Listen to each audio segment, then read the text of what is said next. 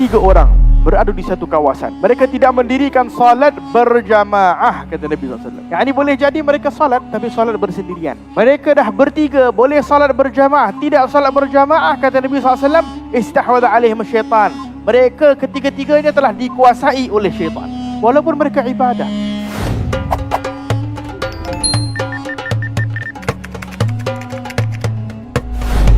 Bismillahirrahmanirrahim.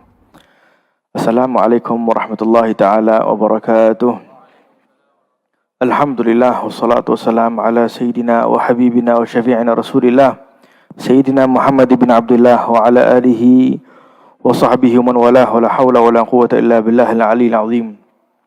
Allahumma salli wa sallim ala sayyidina Muhammadin miftahi bab rahmatillah عدد ما في علم الله صلاة وسلاما دائمين بدوام ملك الله وعلى آله وصحبه ومن والاه ولا حول ولا قوة إلا بالله. Alhamdulillah, segala puji kepada Allah Subhanahu wa taala, Tuhan yang mengaturkan kita untuk duduk di dalam rumahnya. Pada malam yang penuh dengan barakah ini, kita bermohon dan berharap kepada Allah Subhanahu wa taala, moga-moga Allah Subhanahu wa taala menjadikan kita orang-orang yang ikhlas kepada Allah, menjadikan kita orang-orang yang jujur kepada Allah Subhanahu wa taala.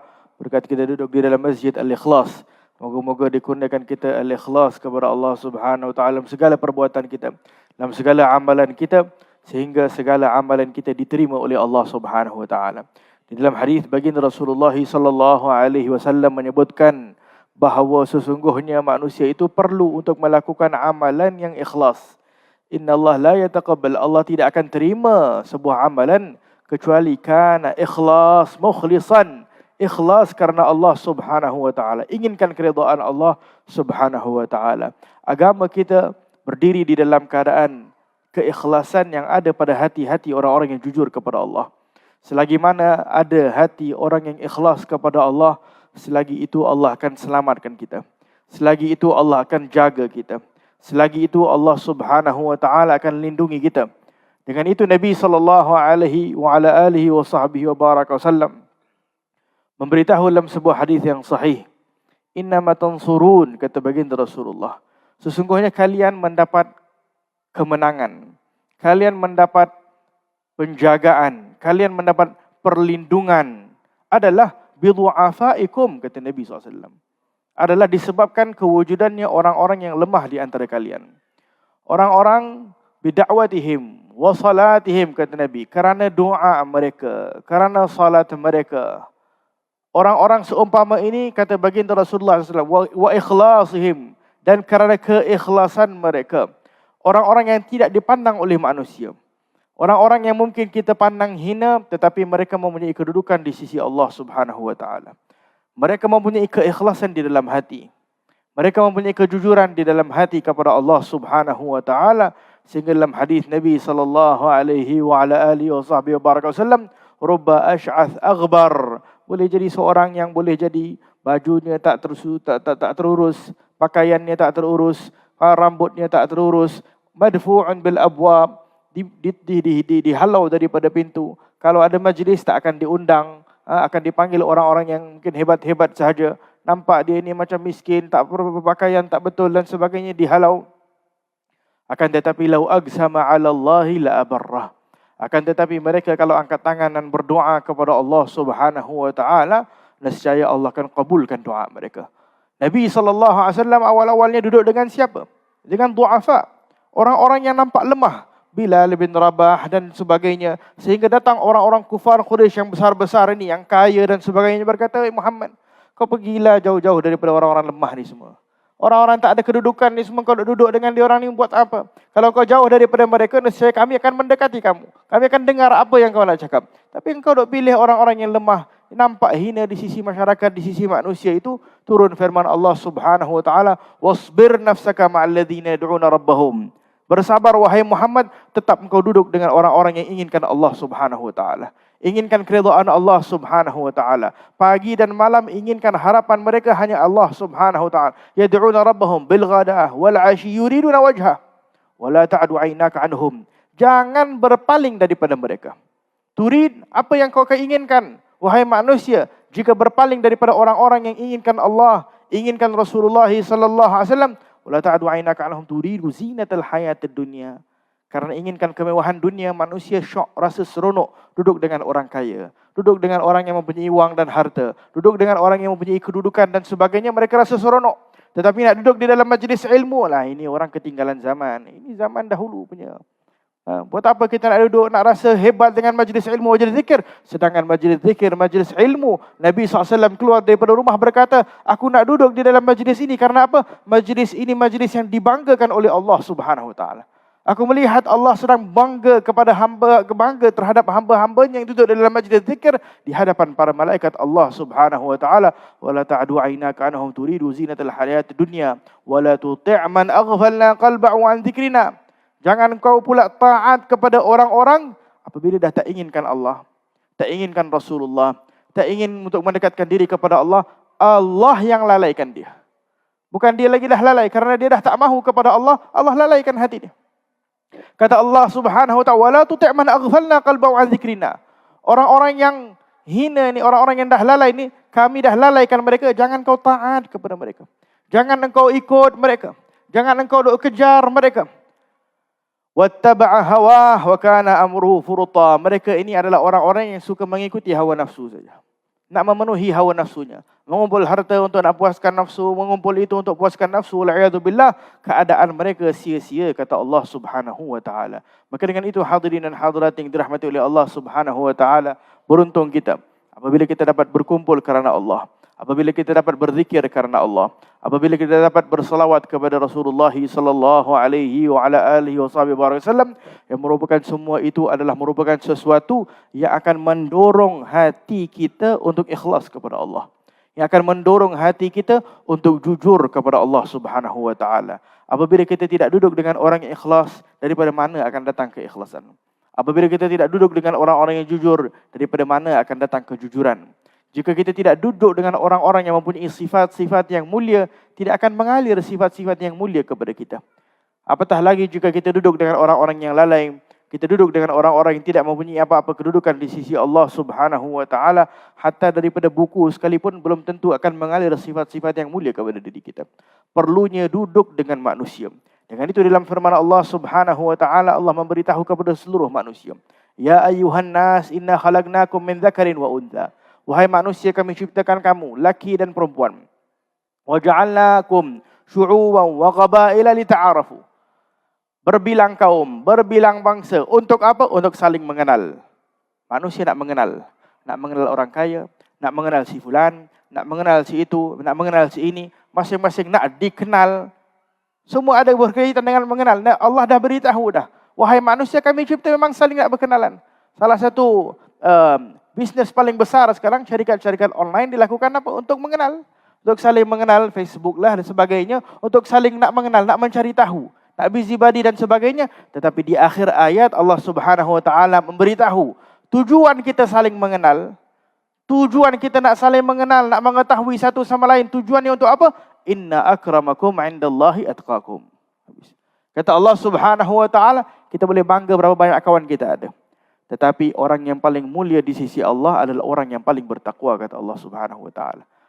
Jika kita berkenal dan perkenalan kita itu tidak menjadi sebab menambahkan ketakwaan kita kepada Allah, maka tidak ada manfaat.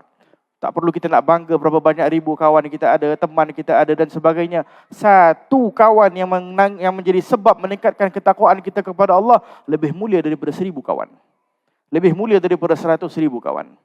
Maka dengan itu hadirin dan hadirat yang dirahmati oleh Allah Subhanahu Wa Taala, Allah Subhanahu Wa Taala suruh kita berkenalan. Dan majlis seumpama ini adalah merupakan salah satu tempat kita berkenal karena Allah Subhanahu Wa Taala. Wa'tasimu bihablillahi jami'an wa la tafarraqu. Allah memberitahu bergabung, bersatu, melakukan kebaikan, jangan berpecah belah, kata Allah Subhanahu Wa Taala. Lau anfaqta ma fil ardi jami'an ma allafat baina qulubihim walakin Allah allafa bainahum innahu azizun hakim, kata Allah Subhanahu Wa Taala. Kadang di dalam bersatu manusia itu kadang-kadang ada kebencian, ada permusuhan dan sebagainya. Di dalam bersatu itu kita perlu tahu bahawa ianya adalah kuasa Allah. Kita mengambil sebab, ya, yang atur majlis, panggil orang dan sebagainya, tetapi yang akan menyatukan hati Allah Subhanahu Wa Taala. Dengan itu kata Allah Subhanahu wa taala kepada baginda Rasulullah SAW, "Lau anfaqta ma fil ardi jami'an." Ada orang-orang yang zaman sekarang mungkin masyarakat ke kerajaan ke itu ke ini ke keluarkan uang, harta, benda nak menyatukan masyarakat, nak menyatukan manusia. Allah dah beritahu di dalam Al-Quranul Karim, "Lau anfaqta ma fil ardi jami'an." Kau keluarkanlah seluruh harta yang ada di atas muka bumi. Nak menyatukan manusia, ma'alafta baina qulubihim. Kau tak akan boleh nak satukan hati manusia.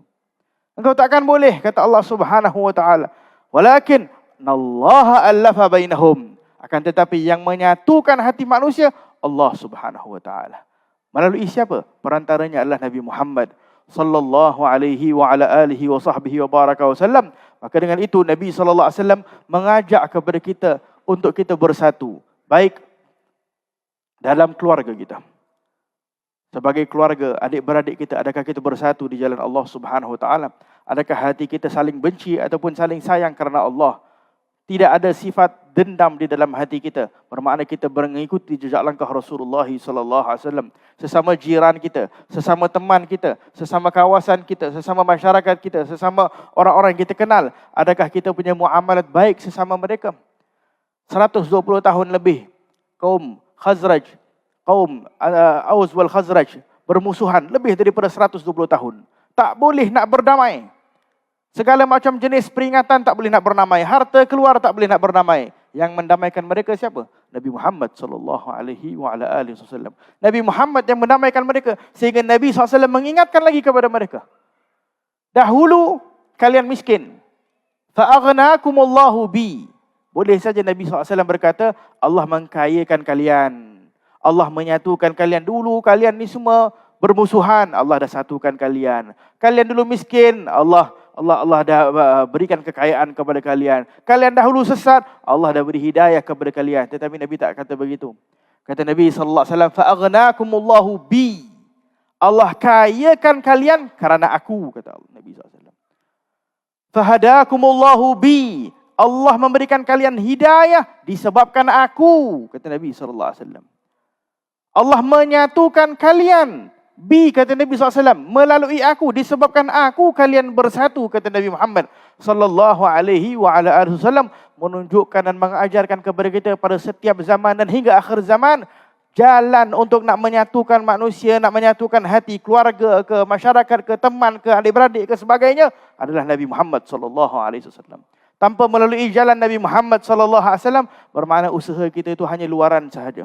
Usaha yang benar adalah usaha kita menarik ataupun memanggil manusia kepada baginda Rasulullah sallallahu alaihi wa ala alihi wa sahbihi wa baraka wasallam. Baginda Rasulullah sallallahu alaihi wasallam, ajaran-ajaran baginda Rasulullah semuanya untuk nak menyatukan kita sebagai manusia.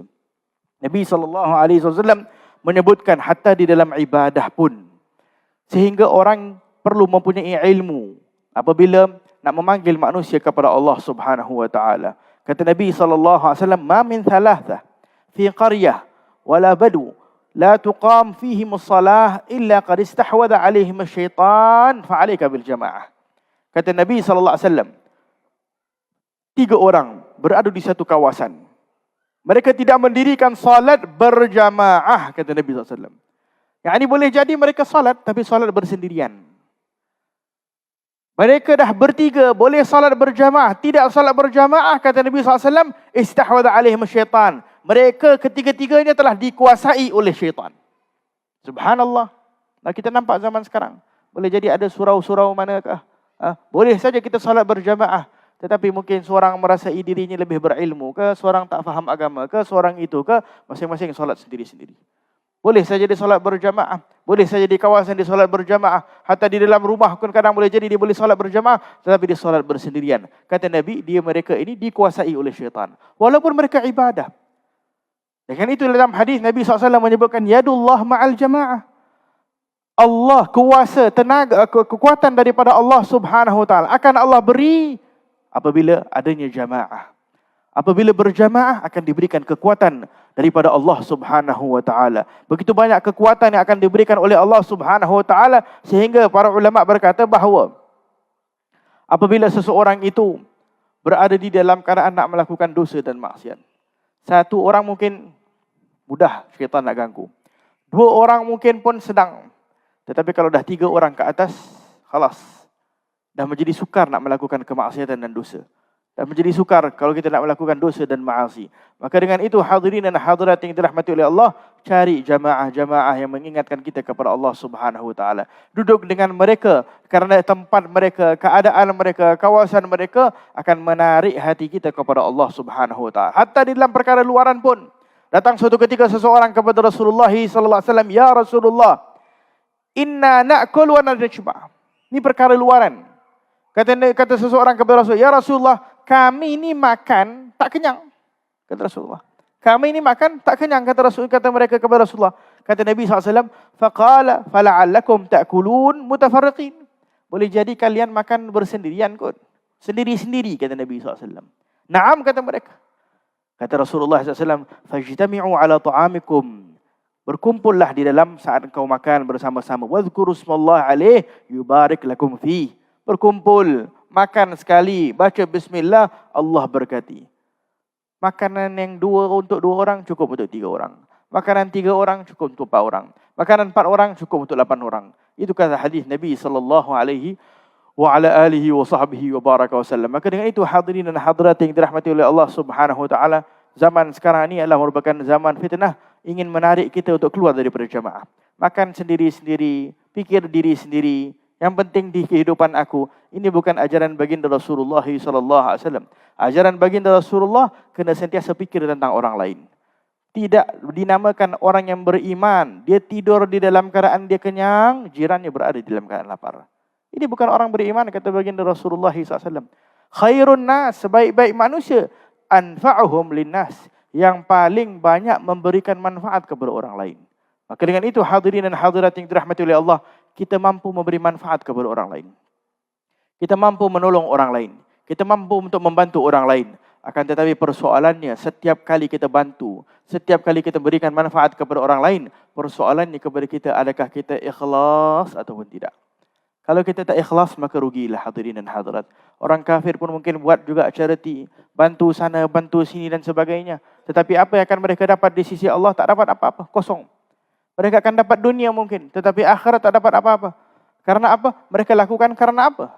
Karena kemanusiaan dan bukan karena Allah Subhanahu wa taala. Kalau lakukan karena Allah Subhanahu wa taala, maka nescaya akan dapat segala pahala di sisi Allah Subhanahu wa taala. Maka dengan itu datang dalam hadis nanti kelak di akhirat, "Ya Allah, aku dah berikan sana bantuan, aku dah berikan sini bantuan, dah menolong sana dan menolong sini." Kata Allah Subhanahu wa taala, "Kadzabta ya abdi." Engkau dusta wahai hamba-Ku. Bukankah engkau nak bagi sana sini supaya apa? Supaya orang panggil engkau ni pemurah. Kau dah dapatkan di dunia. Kau dah dapat pujian tersebut di dunia. Dah cukuplah. Apalagi dah nak di sisi Allah Subhanahu wa taala. Maka dengan itu hadirin dan hadirat yang dirahmati oleh Allah Subhanahu wa taala, berjamaah akan menguatkan keikhlasan kita kepada Allah Subhanahu wa taala.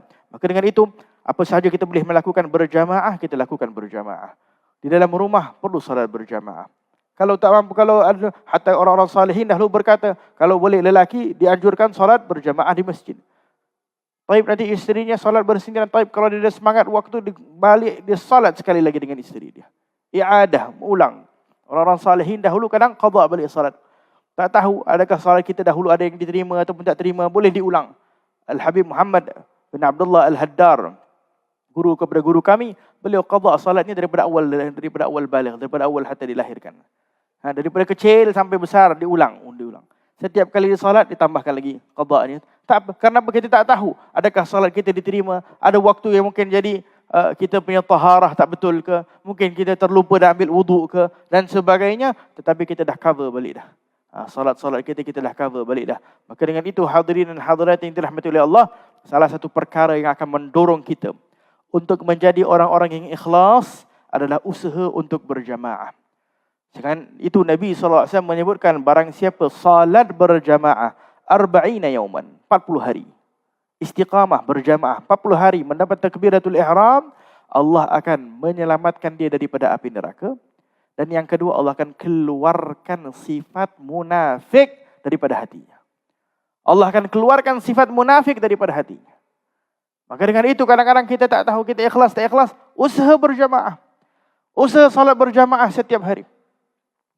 Sehingga Allah keluarkan sifat munafik daripada hati kita. Sifat munafik inilah yang akan menjadi sebab Kita boleh jadi menggunakan itu dan ini demi untuk mengekalkan harta.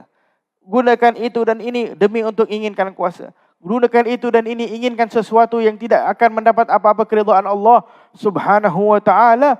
Tidak ada jalan kecuali usaha kita menjadi orang yang ikhlas. Usaha kita untuk duduk dengan orang-orang yang ikhlas. Bukankah dahulu datang seseorang kepada orang yang jahat, kata Nabi SAW, dah bunuh 99 orang. Dia bunuh orang yang ke-100. Apa yang diberikan nasihat kepada orang alim tersebut, kepada penjenayah tadi itu? Dah bunuh 100 orang. Kata dia, kau pergi kepada tempat orang-orang ikhlas. Orang-orang salih. Orang-orang jujur. Engkau pergi dekat sana, Allah akan selamatkan kamu.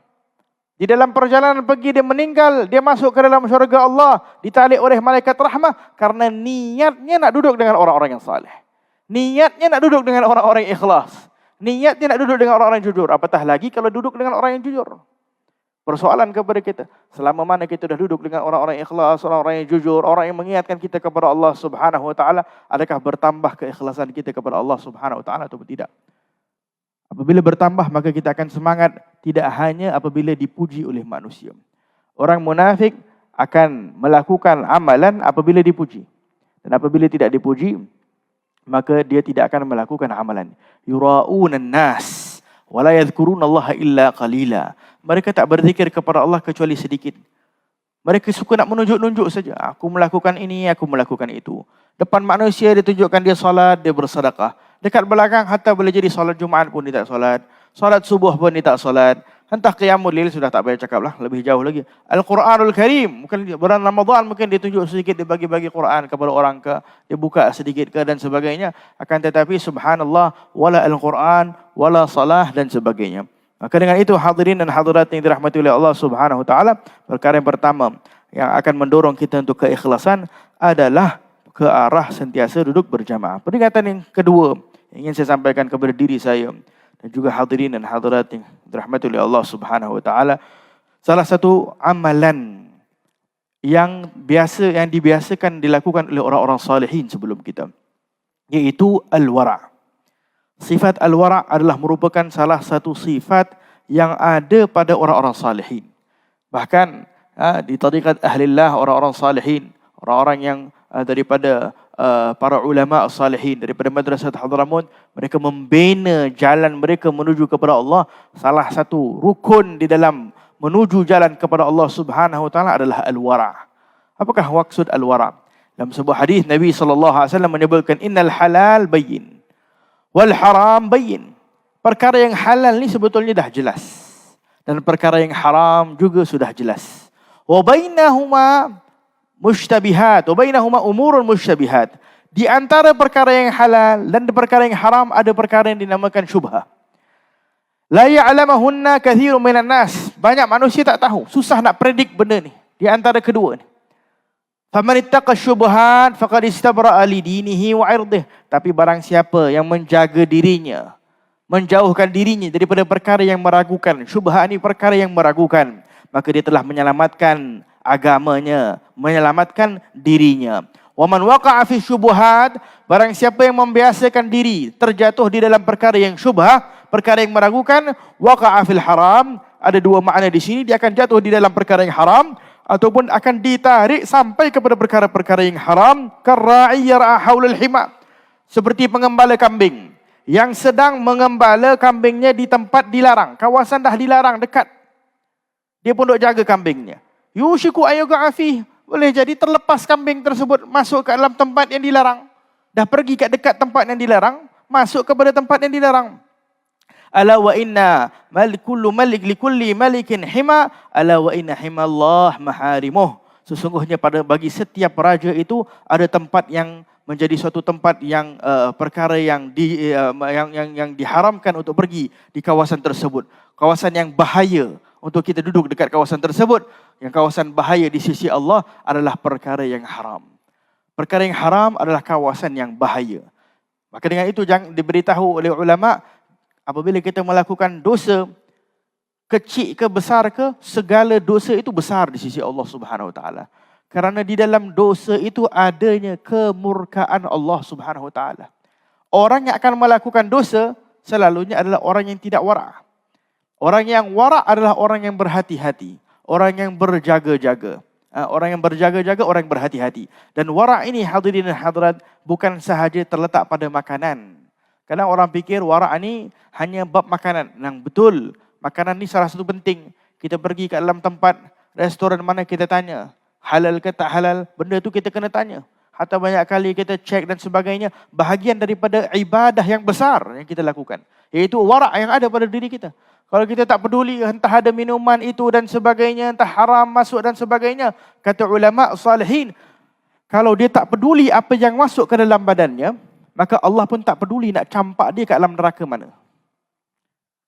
Tak peduli apa yang dia masuk. Bahkan orang-orang salihin berkata, kalau dia makan perkara yang haram, makanan-makanan yang haram ataupun makanan-makanan yang syubha, boleh jadi ada haram di dalamnya. Perkara yang haram ini apabila dah masuk di dalam jasadnya, sya'at am abad, mahu ataupun tak mahu, jasadnya akan melakukan dosa. Akan melakukan perkara yang haram. Makanya itu kita kadang-kadang tanya diri kita, kenapa kadang-kadang kita masih nak melakukan dosa? Boleh jadi rezeki halal kita, adakah puncanya rezekinya daripada rezeki halal? Adakah kita keluarkan zakat ataupun tidak? Benda-benda itu kita tanya. Kita kena cek tengok bahagian daripada wara' kita. Adakah kita pernah keluarkan sedekah, keluarkan zakat, entah ada orang yang diperlukan kita tak pernah keluarkan dan sebagainya. Takutnya kita bersumber wang daripada wang yang haram. Orang-orang yang kerja kadang subhanallah pegang minuman keras dan sebagainya. Perkara-perkara syubha, perkara-perkara yang haram masuk rezeki kepada kita akan menjadi sebab sya'at am abad masuk melakukan perkara yang haram. Tapi kalau sumber daripada rezeki yang pure halal, mahu ataupun tak mahu kata ulama, jasadnya pasti akan melakukan ketaatan kepada Allah. Mahu ataupun tak mahu, pasti akan melakukan ketaatan kepada Allah. Dengan itu dulu orang-orang salihin, mereka kadang-kadang makanan pun mereka mahu makan apa yang ada di belakang rumah saja. Sembelih mereka makanan sembelih ayam sendiri, kambing sendiri, apa yang boleh mereka buat semua benda-benda yang sendiri, mereka tahu bersumber daripada satu persatu. Maka dengan itu hadirin dan hadirat, ini al-wara' bermakna kita berjaga-jaga. Mata, apabila kita cuba melihat mungkin di dalam YouTube ke, di dalam apa ke, boleh jadi kita tak tengok perkara yang haram. Tetapi kita duk tengok perkara-perkara yang nak menarik kita perkara yang haram. Itu kita kena jaga-jaga. Kita dah tengok satu benda, kita tengok, Masya Allah, ini movie ni tak apalah. Tak berapa ada haram sangat. Adalah mungkin benda-benda yang aurat dan sebagainya. Akhirnya, mahu tak mahu sampai kepada tempat yang haram. Maka dengan itu, al-wara' adalah berjaga-jaga. Daripada segi rezeki ke, daripada segi mata pandangan kita, apapun itu kita perlu berjaga-jaga. Hatta tempat pun. Kawasan itu kita tahu, kawasan orang melakukan dosa dan maksiat. Kalau boleh kita jangan dekati tempat tersebut. Karena apa? Takut menjadi sebab menarik kita kepada perkara-perkara yang haram. Wal'iyadzubillah. Diceritakan sifat waraknya orang-orang salihin dahulu. Mereka apabila mempunyai amanah dan keikhlasan kepada Allah Subhanahu Wa Taala. Salah seorang bernama Ibrahim bin Adham. Ibrahim bin Adham ini kerja dengan seorang kaya. Kerja jaga pohon apple. Jaga macam buah lah, buah apple ke buah apalah. Ladang kepunyaan si pemilik raja ni. Pemilik si orang kaya ni. Maka satu hari orang kaya ni, dia dah kerja dah lama dah, bertahun-tahun dah kerja. Maka datanglah si orang kaya ni beritahu, hai fulan, ni yang kerja ni, tolong ambil kat aku satu buah yang manis. Umai kat aku. Dia pun ambil satu buah, dia bagi. Dia petik, dia makan orang raja, orang kaya ni. Makan-makan, masamnya aku tadi bagi tahu kepada engkau buah manis. Kata, aku tak tahu manis dan masam. Kata, engkau dah duduk sini bertahun-tahun, takkan kau tak pernah rasa satu buah pun. Dia kata, bertahun-tahun aku tak pernah rasa satu buah pun, aku tak pernah rasa. Amanah. Wara' di sini. Ambil gaji, ada gajinya. Tetapi benda ini, benda yang bukan miliknya. Boleh saja dia nak ambil. Kan? Kadang-kadang subhanallah kita makan dekat restoran ke, entah mamak tu ke, kira ke, duit entah cukup, entah tak cukup. Kadang-kadang dia lupa kira, alhamdulillah hari ni rezeki dia cakap. Subhanallah. Daripada mana rezeki dia kata. Ini perkara yang haram, wal'iyadzubillah. Dia bawa balik pula kadang-kadang makanan. Masya Allah, beratur panjang. Dia tengok kanan kiri, nampak orang pun tak jaga. Ya khair, dia mau masuk dalam kereta terus. Dengan nasi, dengan kari, dengan ayam, dia bagi kepada keluarga dia. Walau ada orang cek, walau ada apa. Perkara yang haram kita bagi. Banyak kita dengar kadang-kadang, subhanallah, pergi dekat mall, kadang-kadang mungkin ada yang tak di-scan oleh orang tu. Bukan kita lah pergi bagi tahu, ni tak scan. Tak apalah, ni rezeki ni. Rezeki yang daripada Allah, dia tak nampak, dia tak scan, halas. Benda tu kita punya lah. Daripada mana? Kalau ada sifat warak, kita akan takut. Dahulu orang-orang salihin dahulu. Dan satu ketika disebutkan salah seorang salafus salih. Perjalanan jauh, duit dia terjatuh kat tengah jalan. Dia dah jalan punya jauh dah. 1 hari punya perjalanan. Jalan. Dah sampai di rumah dia tengok, duit ni tercicir dekat satu kawasan. Dia pun patah balik. All the way sampai. Sampai di tempat tersebut, dia tengok ada duit, dia nak ambil tak jadi. Itu boleh jadi ada orang lain jatuhkan duit juga kat sini. Entah bukan duit aku dia begitu. Entah duit aku dah ada orang lain nak ambil ke, ini duit orang ke, tak tahu siapa punya. Dengan sifat waraknya tadi itu, dia tak jadi ambil. Dia tak jadi ambil. Patah balik. Inilah warak hadirin dan hadirat yang dirahmati oleh Allah Subhanahu wa taala. Warak inilah ada pada orang-orang salihin. Sayyidatina Aisyah berkata, "Innakum taghfulun." Kalian berada di dalam keadaan lalai, tak tahu salah satu ibadah yang paling mulia di sisi Allah, iaitu al-warak. Tak sampai orang-orang salihin kedudukan yang tinggi kecuali melalui jalan warak tadi. Sebelum nak sampai kepada zuhud, dia mula dengan pintu warak dulu. Kalau dah ada berjaga-jaga, baru kita cakap bab zuhud. Zuhud ni kadang orang tak faham. Orang fikir zuhud ini tinggalkan semua harta benda macam tu. Itu bukan zuhud. Zuhud ni daripada hati. Apabila di dalam hati ada tadi berjaga-jaga, takut kerana Allah, automatically slowly akan sampai kepada zuhud. Zuhud hati juga. Zuhud ni sifat hati. Hadirin dan hadirat. Bukan luaran. Ada orang kaya tapi dia zuhud. Ada orang yang mempunyai segalanya tetapi dia zuhud. Kerana hatinya hanya memikir tentang akhirat sahaja. Tetapi orang-orang yang warak ini adalah permulaan untuk nak pergi kepada jalan zuhud. Mereka adalah orang-orang yang berhati-hati. Maka dengan itu hadirin dan hadirat yang dirahmati oleh Allah Subhanahu wa taala, warak ini akan membimbing hati kita untuk menjadi orang yang ikhlas. Untuk menjadi orang yang jujur di sisi Allah Subhanahu wa taala. Kita angkat tangan dan berdoa dan meminta kepada Allah Subhanahu wa taala. Moga-moga dengan berkat kita duk hadir majlis-majlis ilmu, majlis-majlis zikir, moga-moga Allah Subhanahu wa taala kurniakan kita sifat-sifat yang ada pada orang-orang salihin. Menjadi sebab kita semakin ikhlas dalam kehidupan kita, semakin jujur di dalam kehidupan kita, sehingga kita dikumpulkan kelak bersama orang-orang salihin juga birahmatika ya arhamar rahimin, ya arhamar rahimin, ya arhamar rahimin, ya arhamar rahimin. Allahumma ja'al jam'ana hadza jam'an marhuma. وتفرقنا به تفرقا معصوما ولا تجعله منا شقيا ولا محروما ولا مطرودا برحمتك يا ارحم الراحمين يا ارحم الراحمين يا ارحم الراحمين. Dipanjangkan umur orang tua kita yang hadir bersama insyaallah fi khairin wa lutfun afiyah, dan moga-moga Allah terima amalan kita pada malam ini insyaallah. Sallallahu alaihi wasallam Muhammad wa ala alihi wa sahbihi wasallam walhamdulillahi rabbil alamin.